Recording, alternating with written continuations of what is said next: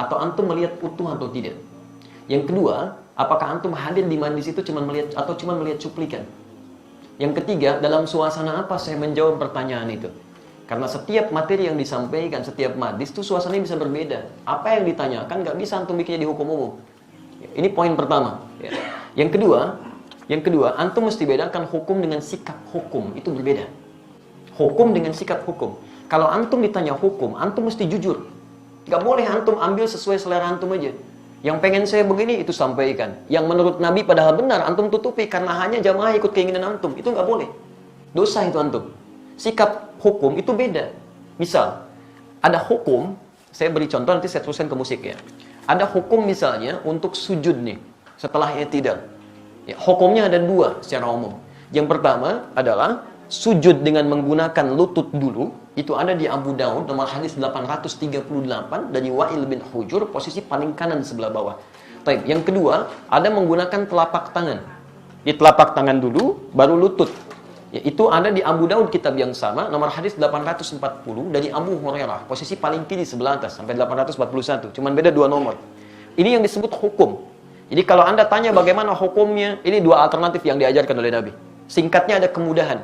Anda kalau ingin menggunakan lutut boleh, ingin menggunakan telapak tangan boleh. Karena kita sujud memang hanya menggunakan satu di antara dua itu.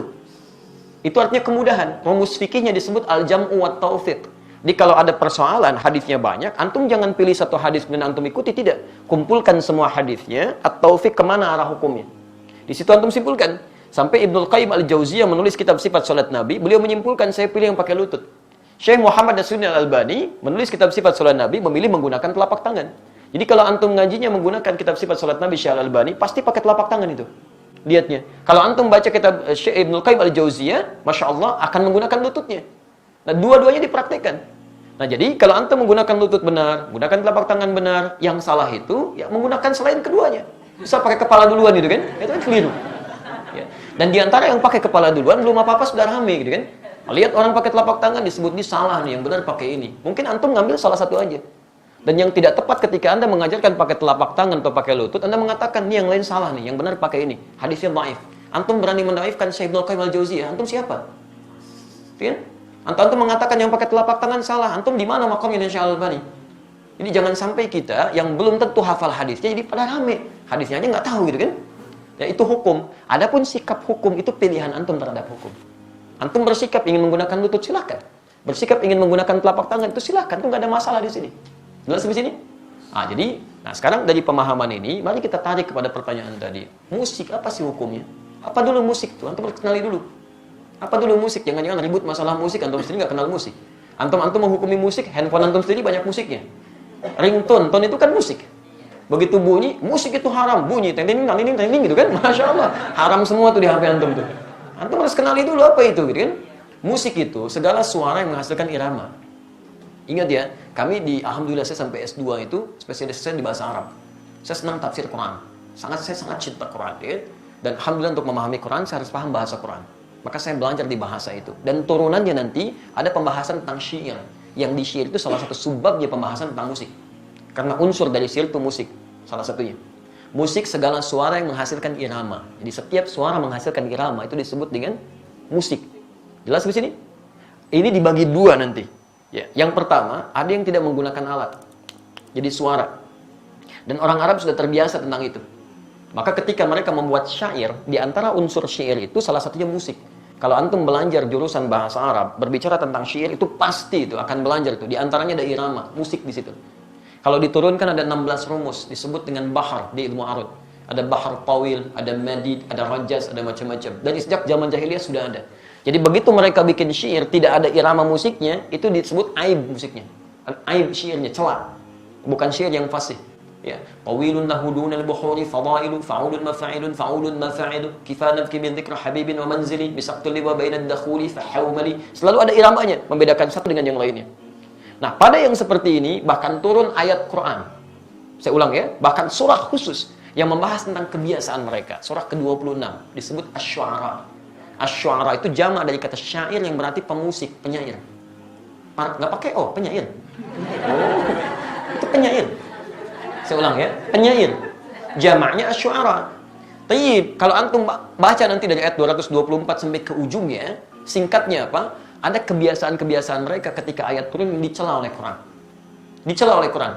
Wasyu'ara'u yattabi'uhumul ghawun, dan para penyair itu seringkali menghadirkan hal yang tidak bermanfaat. Wa hum fi kulli wadin yahimun, ada yang datang ke lembah-lembah nyari inspirasi sehingga ibadah ditinggalin. Datang ke lembah, jadi apa Pak? Nyari ilham. Kan ilham tetangga Bapak. Oh enggak, saya di sini. Jadi itu, cari inspirasi, nulis macam-macam. Sehingga maaf, kebaikan-kebaikan diabaikan. Kan sholat tertinggal, macam-macam tertinggal. Zaman jahiliyah banyak yang begitu. Sehingga ketika zaman Islam, dibedakan. Yang seperti ini gak ada banyak manfaatnya.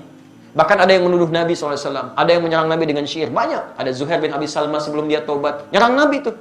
Disebutkan begini, dan sebagainya. Apa yang terjadi? Sisi lain, banyak juga penyair muslim. Di antaranya Hasan bin Sabit. Hasan bin Sabit bahkan langsung disebut sebagai syairun Nabi, seorang penyair yang membela Nabi SAW. Jadi begitu di sudut sana mencela Nabi, di sini kemudian membalas dengan membela Nabi SAW. Dan tidak sedikit pembelaan itu dihasilkan lewat syair. Yang seperti ini langsung disanjung oleh Quran. Illal ladzina amanu, kecuali para penyair yang beriman kepada Allah Subhanahu wa taala. Yang dengan syairnya dijadikan untuk membela Islam dan mengangkat nilai-nilai kebaikan. Jelas sampai sini dulu? Ini sisi yang pertama. Jadi Anda bayangkan, Anda mesti fair di sini. Ada ayat yang mencela keadaan tertentu, ada ayat yang kemudian mengangkat nilai kebaikan di situ. Jelas? Bahkan Nabi SAW pernah kemudian meluruskan ketika seseorang memuji Nabi untuk mengkultuskan. Jangan sebutkan itu, sebutkan yang lain. Dan Nabi SAW ketika pulang dari perang Tabuk pulang, itu disambut dengan syair. Dan beliau diam. Tala'al badru alaina min thaniyatil wada'i, wajib syukru alaina, mada'a lillahi da'i.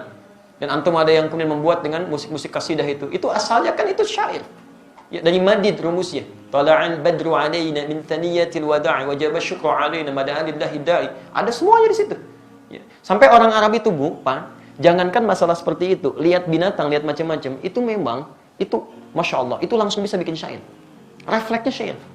Itu lihat burung aja, burung bulbul lompat-lompat bikin syair. Al-Asma'i pernah bikin, cuma gara-gara burung bulbul lompat ke dahan-dahan bikin syair. Sautu safiril bulbuli hayyaja qalbi thamini al-mawazahum ma'azahri lafdhul muqali fa anta yasridi wa sayyidi wa mawlali fakam tayyumuni ghazirin uqalqali qataftuhu min wadatin fi hadha ar-rajuli faqala la faqad ghada muharmini wal walad wali yawaidani faqultu la tuwalbini fabayyinul lu'ali qalat law hina kadha in hadithul muqali kahatan ka kailali tabi ada semuanya. Dia bikin itu. Dan dalam suasana membikin itu Nabi biasa saja. Jadi ketika buruk dicela oleh Nabi, ketika baik didiamkan oleh Nabi. Maka dari sini ulama sepakat dalam persoalan syair, musik yang berasal dari suara. Awas ya, berasal dari suara terbagi pada dua bagian. Ada yang dicela sampai tingkat keharaman ketika menjauhkan dari Allah Subhanahu wa taala, membuat diri lalai, makruh dengan kalimat-kalimat yang tidak pantas dan yang haram. Jelas? Tapi kalau yang dimaksudkan kalimat-kalimat kebaikan, sampai Imam Syafi'i punya syair disebut Diwan Asy-Syafi'i, ajakan pada kebaikan, ketaatan di situ, itu dibenarkan oleh para ulama. Tidak ada masalah di situ yang disebut dengan hukum boleh. Jelas di sini? Jadi pernyataan saya jangan di framing gitu kan, jangan dipotong seakan-akan Ustaz dibolehkan ini. Kata siapa? Saya nggak pernah membolehkan itu. Hukumnya ada di Quran, turun sejarahnya, antum bisa lihat, ini yang tidak boleh, ini yang boleh. Sekarang alat musik. Bagaimana dengan alat-alat musik? Antum bisa perhatikan kalau munculkan hadis-hadisnya, ada yang langsung dicela, bahkan didekatkan dengan zina. Kan? Allah Subhanahu akan datang di masa nanti orang-orang menghalalkan zina, menghalalkan khamar dan menghalalkan alat-alat musik, gitu kan? Pernah dengar hadisnya? Tayyib, itu apa yang dicela? Hal-hal yang bisa menyesatkan kita kepada keburukan, yang menjauhkan dengan Allah Subhanahu wa taala. Bahkan disebutkan oleh Nabi, seruling itu bagian dari panggilan setan, gitu kan? Karena ketika dia digunakan banyak orang maksiat di situ. Ya, minum khamar, ada yang mabuk-mabukan, ada yang berzina, ada yang macam-macam. Silakan cek ya, silakan antum cek. Setiap kali menemukan musik di tempat-tempat yang tidak baik, pasti turunannya maksiat. Itu yang jatuh haram di situ. Haram dan seterusnya. Tapi ada di antara hadis-hadis yang antum pernah lihat, bukankah pernah Nabi SAW datang ke rumahnya Sayyidah Aisyah? Baik, apa yang terjadi? Rupanya di situ sedang ada pesta yang diadakan oleh Sayyidah Aisyah. Sedang bergembira. Tiba-tiba ada dua di antara khadimahnya sedang bermain gendang gitu kan? Baik, tobul. Dia sedang kemudian bersyair. Datang Abu Bakar. Ketika Abu Bakar datang dikatakan, Abi mazmuri syaitani fi baitin Nabi SAW. Ini yang setan ada di rumah Nabi? Kata Nabi, biarkan. Daha ya Abu Bakar. Falikulli ummatin 'aid. Karena setiap orang, setiap umat punya hari rayanya. Biarkan aja katanya. Jadi ada yang dibiarkan oleh Nabi, ada yang tidak diperkenankan. Tapi pembiaran Nabi itu juga bukan menjadikan Nabi fokus kepadanya. Nabi nggak fokus. Nabi nggak pernah misalnya fikirin itu, nggak pernah nikmati itu. Jadi beliau biarkan, tapi beliau nggak mencela. Jelas di sini? Ini menunjukkan bahwa pada hakikatnya Nabi tidak mengutamakan tentang musik itu. Yang walaupun itu dibenarkan sebagian yang tadi itu. Tapi kemudian beliau tidak hindarkan karena dikhawatirkan nanti umatnya malah fokus kepada hal demikian. Jadi ada yang dibenarkan oleh Nabi, tidak seketika dilarang dalam sifat-sifat yang seperti tadi. Adapun yang tadi alat musik yang lain, yang digunakan pada sesuatu yang maksiat, yang tidak baik, itu yang dihukumi haram oleh agama. Dan pada hakikatnya alat tuh nggak ada hukumnya. Alat benda nggak ada hukumnya. Saya mau tanya apa hukumnya golok? Apa hukumnya pisau? Nah, antum belajar usul fikih dulu. Hukum itu tidak melekat pada benda. Hukum itu melekat pada amalan. Ingat, pada amal, bukan pada benda. Golok digunakan untuk apa? Kalau digunakan untuk sembelih hewan korban, maka hukumnya dia halal. Tapi kalau digunakan untuk, nah ini poinnya. Misal, ancam orang, bunuh orang. Saya kemarin ke Bali, Masya Allah. Ya. Begitu turun dari rumah makan, ada seorang, Ustaz, mohon Ustaz untuk makan hari ini aja, untuk makan hari ini aja. Tapi yang dipegang, golok, kemudian pisau, ditutup, bagi dihadapkan ke kita. Begini, Ustaz, tolong untuk makan hari ini. Masya Allah. Itu luar biasa, kan? Itu luar biasa. Dia meminta dengan cara yang tidak elok, gitu kan? Walaupun kita paham maksud dia butuh sesuatu. Tapi dia katakan, ini loh pisau saya. Ini golok saya, gitu kan? Itu nggak boleh yang seperti itu. Haram hukumnya golok digunakan demikian. Jelas ya? Nah, jadi teman-teman, ketika saya ditanya hukum, saya jelaskan inilah hukumnya begini. Tapi kalau Anda tanya saya, apa sikap hukum saya? Kalau saya menjauhi itu. Saya jauhi, gitu kan? Saya tinggalkan, saya jauhi. Sekalipun saya paham teorinya. Dan dari situ saya paham, orang barat mengambil rumus-rumus musik dari situ. Saya sampai hafal. Hafal saya rumus gitar, rumus piano, saya hafal. Karena mereka ngambil dari situ, saya pelajari itu. Tapi saya nggak pernah main begituan. Apakah kalau kita menghafal sesuatu, konotasi disebut saya membolehkan? Belum tentu. C, D, F, G, A, B, C, D, F, C, D, F, G, D, F, G, A, B, C, D, A, B, C, D, F, G, A, F, G, A, B, C, D, E, B, C, D, F, G, A, B, B, C, D, A, B, C, D, A, B, C, D, A, B, C, D, antum aja belum tentu tahu tuh. Jadi kita membaca sesuatu bukan berarti kita masuk di dalamnya, tidak, gitu kan? Untuk merumuskan rumus hukum yang boleh, yang tidak boleh. Antum mungkin biasa, tapi bagaimana dengan orang-orang yang profesi di dalamnya? Ada yang mengajar begini, ada yang begitu. Saya mesti berikan pendalaman hukum seperti ini. Tapi sikap saya seperti ini. Jelas sampai sini? Baik. Antum boleh tidak sepakat, tapi jangan sampai ketidaksepakatan itu menjadikan kita harus saling mencela. Itu nggak boleh. Nggak boleh. Dalam tidak sepakat pun nggak boleh mencela. Apalagi dalam hal sepakat, kan? Baik. Alhamdulillah. Jelas sampai sini?